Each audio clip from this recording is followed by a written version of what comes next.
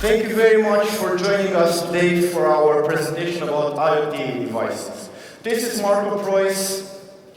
Hello, this is Demeter. Thank you. And we're going to talk about some part of IoT. Yeah? Malware, right? Mm-hmm. Yeah, something like that. So basically what we're doing, we're building honeypots in order to, at least we try to catch IoT malware. That's correct, right? Anything else? You know, I think that's kind of pretty, you know, like That's the point. Yeah, exactly. Okay. Done. Thank you guys. Okay, bye. Oh, yeah, one more thing, yeah. We would like to thank a really nice guy, Yaroslav, for helping us build the entire thing that we're going to present today. So, Yeah. let's not waste any more time. Yeah. I would like to talk about a problem that it's been recurring for like a lot of time, and this is IoT devices getting pwned all the time. And you know, I mean, this dates back for many, many years. I mean, we've seen some huge waves targeting different kind of devices over the past years and years and years. So it's nothing completely new, and it's been going on, and it's even kind of rising because also of the amount of devices. and as our colleagues before us presented, this problem will not go away. If you remember, 2 years ago, who was at SAS 2 years ago? Woo! Nice. So 2 years ago, I presented our web honeypot, and we said that, you know, this trend is going to increase, and we need to do something about it. And basically, I presented web honeypot that you can use, and then this is how we started using it to catch malware. But that was just the beginning. We had a dream of like catching and trying to get a lot of IoT malware, a lot of attacker IP addresses, and to see how we can fix this. So we have a solution. 2 years later, sorry for that, Marco. 2 years later, we managed to find something. And yes, basically, we created our own large network of honeypots, adding aggregators, different kind of honeypots, of course, for all the different kind of services, in order to get like really very nice way the attacker IPs, and that was one of the biggest problems, to really process at large scale all the amounts of data we're receiving through the honeypots, because this is like, it's not just setting up a honeypot and that's it. You really need to get the intelligence out of the honeypots and really process all the data which is coming in, which could be quite huge. yeah, because like, you know, it's very easy for somebody to just like get an open source honeypot, just slap it on the internet, and then you're gonna say like, yeah, okay, I just leave it there and then collect the results. But then what happens if you have like hundreds of these honeypots? You need a system in order to be able to centralize, collect, parse, and process the logs. And this was one of our greatest challenges, but I think we managed to actually overcome the problem. So today we're going to present you how we devised we deployed our infrastructure. Maybe it's not the best way to do it, maybe it's not the worst way to do it, I hope so. But you know, it's one way. So it all starts with honeypots. Basically, the idea is that we want to have nodes, different nodes, anywhere scattered on the internet. It doesn't matter. It can be in Singapore, it can be in Germany, it can be like in US, it doesn't matter. All of these nodes, they connect back to one of the aggregators. So we have like multiple aggregators that we use, like for geographic considerants and also latency-wise. But for this scenario, I'm going to focus only on one aggregator itself. So basically, we have multiple honeypots, and these honeypots have public IP addresses. It doesn't matter where they come from. It can be your corporate networks that, like for example, in your corporate network, you separate one IP address, public IP address that you use for this purpose only, or it can be like Amazon instances. So once you do that, once you set up your honeypots, they have like a WireGuard connection because now WireGuard is a new shit, you know? Of course. Yes, we support WireGuard. So basically, they connect with WireGuard to one of our aggregators. Once the traffic comes to our aggregators, it needs to be routed correctly to the correct honeypot. So basically, in each aggregator, we have different groups. The reason is that we want to separate traffic from different, let's say, centers or like aggregation centers. For example, we have like maybe we want to separate traffic from a specific region, or maybe we want to separate traffic from a specific network. We do that by adding different groups. So honeypots, all of them, they connect to one aggregator, but then the aggregator actually redirects the traffic. Once the traffic is redirected, we deploy multiple types of honeypots. So in this example, we have like SSH, telnet, or MikroTik. In other examples, we could have like just telnet and some, let's say, ADB honeypots. It doesn't matter. Whatever traffic comes from the honeypot is just being redirected to the specific Docker image. Also, by the way, I forgot to mention that in each group we're running Docker. Because, you know, it's kind of open source honeypots, and you know, you never know what might happen. Somebody might be able to find the flaw, let's say in Cowrie, to like escape the J environment, and then we don't want that to happen. So basically, we have an extra layer of protection of adding Docker. Lastly, the third part of our big infrastructure is aggregating data. So basically, we then collect all the data from all the Docker instances, we aggregate them, and then we output something. And that something are samples, infected sessions, attacker IPs, or something else that we might need at that moment. But you know, for us, at least, this is important, like samples or infected sessions and attacker IPs. And a great care was actually used in order to preserve the attacker IP address. So think of like the entire infrastructure as an attacker hitting a honeypot in Singapore, but then he's actually talking to a Docker instance that is in Germany, or a Docker instance that is in the US. Talking about honeypots, just quick, one important point you shouldn't just drop on the table. The different kind of honeypots. You mentioned open source honeypots already. There are different kind of honeypots. And from our perspective, what we've seen so far, attackers are not as stupid as you may think. Even the automated attacks do have some kind of intelligence in order to check if it's more likely a real system, or is it just a very stupid honeypot dump system? Therefore, there are different kind of honeypots, like low interaction honeypots, which are currently, like nowadays, not really working anymore because they may fail these additional checks by the attackers, compared to more high interaction honeypots like Cowrie, for example, which really tries to emulate and simulate a whole full system where the attacker has a huge problem to differentiate if it's a real system or is it just a honeypot. So don't forget this point that if you want to play with honeypots, go for the more high interacting stuff in order to really get the juicy data and not just so. Yeah, because unfortunately, or like fortunately, I would say, attackers are getting smarter. And you know, I think that's a good thing because it challenges us. So nowadays, you need to implement sessions and you need to be able to differentiate between the different sessions. But anyway.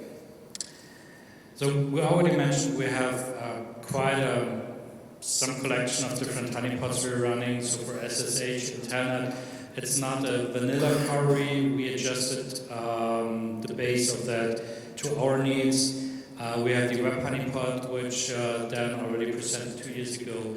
We created some MikroTik honeypot, UberPod I mentioned a bit later. Also WebLogic and other stuff in order to really focus on the different services which are attacked to get the interesting data what we want from the most widely spread services.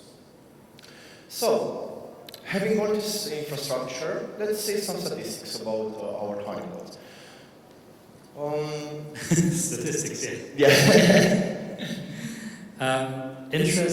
Also interesting for me was when we first set up the stuff and collected binaries, of course, like the samples which were dropped by the attackers.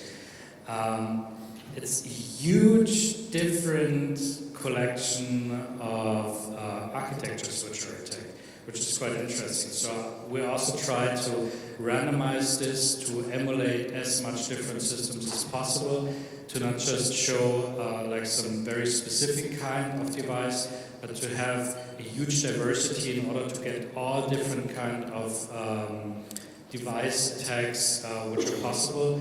And this is just some nice table where you can see like all the different kind. It's not only Intel, MIPS, even Spark we have seen, PowerPC, different architectures, different bases, different bit systems, which are where real samples are there. So usually attackers in most cases create at least 5 different versions of their binaries targeting different architectures, which they then distributed based on the system they find when they're attacking the system. And this was like clearly demonstrated by our colleagues from Avast, where they also presented a Tori one, which did exactly like this. Okay, so since we started in this project, I would like to show you like the statistics on how the brute force passwords changed a bit. Of course, our all-time winner username and password is support and support.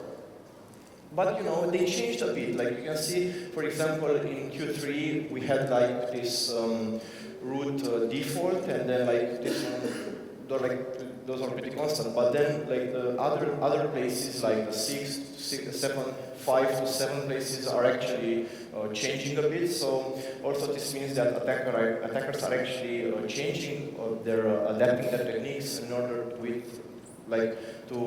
to try to pawn whatever new devices appear on the market. But the interesting part is that, you know, there were some specific IP addresses, and those specific IP addresses, there were some specific passwords. And it got me thinking, like, you know, like what's this like XC3511? Well, this is pretty well known. Everybody knows this password. It comes from this Chinese DVR. And there are others. Like the most interesting one is the GPON router, which was pretty new, and you know, it started being picked up by the Mirai botnet, and you know, more devices are going to be added to this problem. In terms of attacking countries, well, I think you might guess, and this is what we see from our other telemetry, like Chinese IP addresses are attacking a lot. And this is what you might see in your other statistics as well. We have Brazil, Egypt, and then other countries also. In terms of sessions, we started this project, like this infrastructure in the beginning of 2011, and then we've seen an increased steady of hits in our honeypots, and the most interesting one is infected sessions, which slowly starts to increase. Infected sessions means a connection from a remote IP address that tries to infect our machine, like running commands or downloading the samples or doing anything malicious. Cool? Yeah, but that's not all. As I mentioned before already, we have some special kind of honeypot as well. With the idea we want to catch them all. Here it comes again, this is not going into the higher interaction thing, but it's more a very large scale system, which basically is called honeypot, and it just listens on anything, any port, any servers, and just tries to get all the data which is just spreading around on the internet. Which is quite interesting because you can see trends and also different systems and ports which are currently attacked, so we are able to adjust what we want to monitor with honeypots more targeted. So if we see a new service popping up which is currently attacked, we can think about deploy very simply and easily a new honeypot high interaction-wise to get more detailed data about that. Interestingly, most of the services targeted, of course, is TCP-based, so this is just a random graph of the different protocols. Usually it's like really the maximum. A few things running on UDP, but that's not a lot. And ICMP is in most cases used for some very strange, not really interesting attacks, and it's not really interesting to. But TCP stuff, there were some quite interesting ones. A lot of attacks targeting VNC, for example.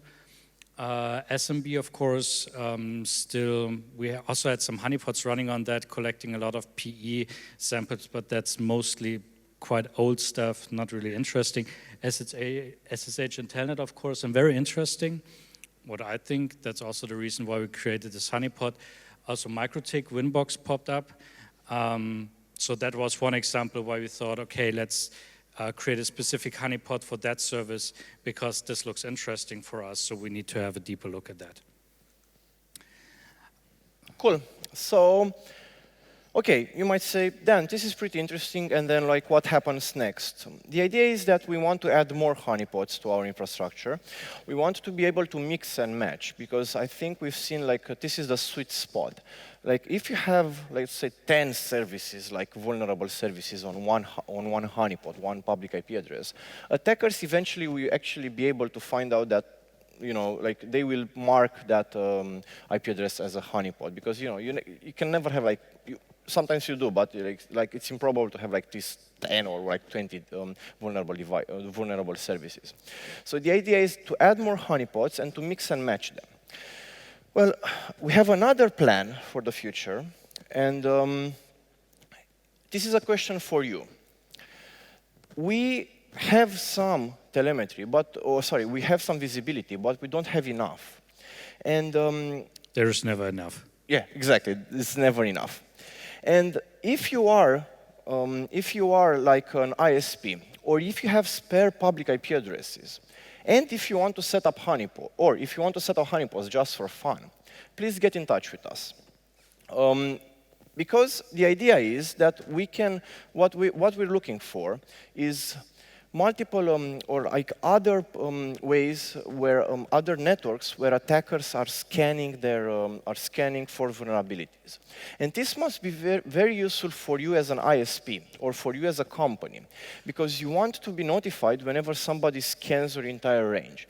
We have some partnerships already with some ISP providers, and for example, I can give you like a case of one of our partners.